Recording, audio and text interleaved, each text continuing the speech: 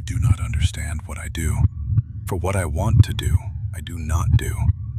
But what I hate, that is exactly what I keep doing. Those aren't the words of someone giving up.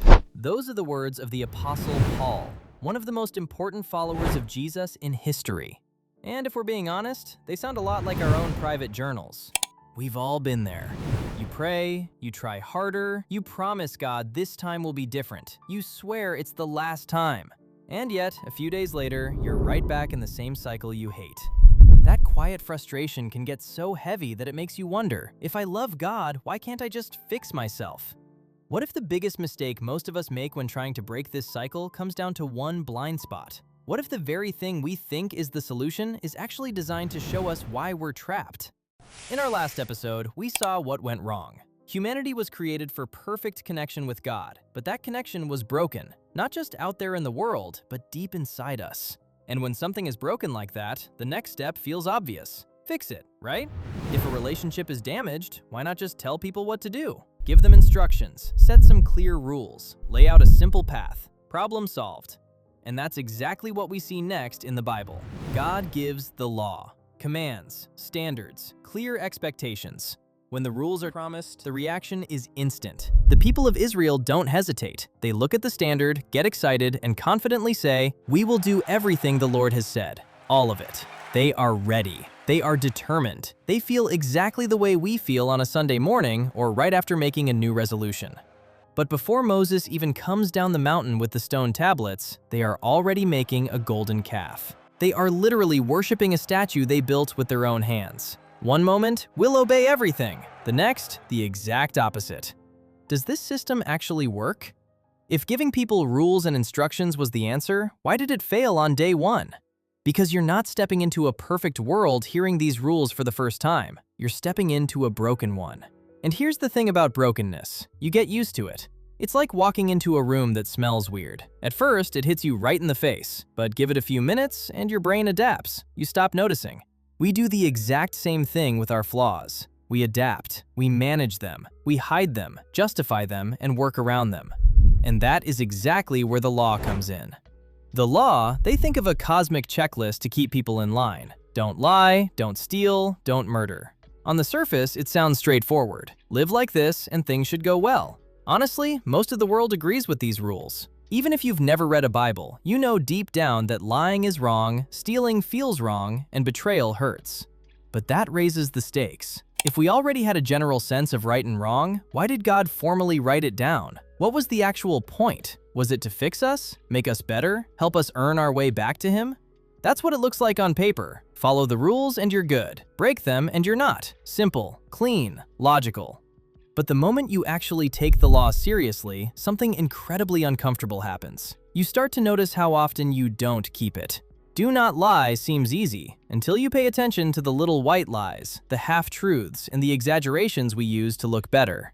Do not covet goes even deeper. It targets your secret thoughts and private desires. You can look completely flawless on the outside and be totally off on the inside. The law exposes something unexpected. Not just what you do, but what's underneath. Paul puts it like this in Romans 3:20. Through the law, we become conscious of sin. Notice he didn't say free from it. He said conscious of it. But how does making us conscious of the problem actually help us? It doesn't fix it, it just reveals it. Think of it like a mirror. You walk past a mirror and notice there's something on your face. The mirror didn't create the dirt, it just showed you what was already there. And no one tries to clean their face by wiping the mirror. That would be useless. But that is exactly what we try to do with our faith. We see what's wrong in the mirror of the law, and then we try to fix it by wiping the glass, trying harder, doing better, being more disciplined. But the mirror was never meant to clean you. Jesus pushed this even further. He said, "You've heard it said, 'Do not murder,' but I tell you that even anger puts you in the wrong." Now, it's not just about your actions, it's about your heart. Anger, resentment, bitterness. Suddenly, the gap becomes painfully obvious. Living up to this standard isn't just hard, it's impossible. And here's the part that hits hardest. The law is all or nothing. James 2:10 says that whoever keeps the whole law and yet stumbles at just one point is guilty of breaking all of it. There is no partial credit. There is no mostly good category. The Bible also says, "Cursed is everyone who does not continue to do everything written in the book of the law." Everything. Not most things, not just do your best. If you break it once, the relationship is fractured. And that brings real weight, because sin isn't just a minor mistake, it's a break in our connection with God. And that break carries a cost. Justice is real. You cannot good person your way out of it. Good deeds don't erase past guilt. It's like breaking something fragile. You can try to glue it back together, but the break still happened. The damage is done. The Bible says the wages of sin is death. It's what we've earned. It's the same separation we started with, only now, because of the law, we finally understand why it exists.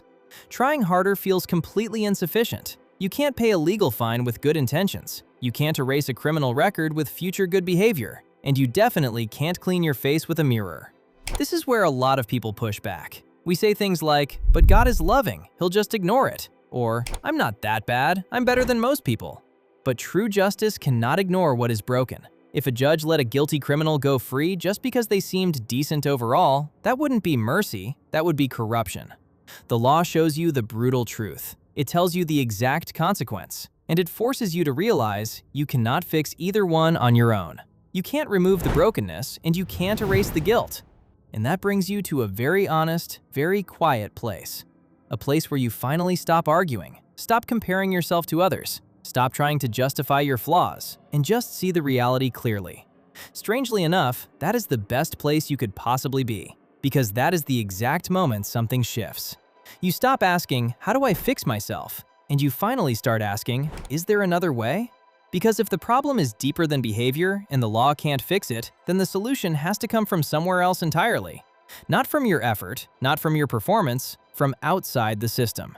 The law was never the rescue. It was the diagnosis. It shows you the break, but it doesn't heal it. So how do we get healed? Stay tuned for the next episode.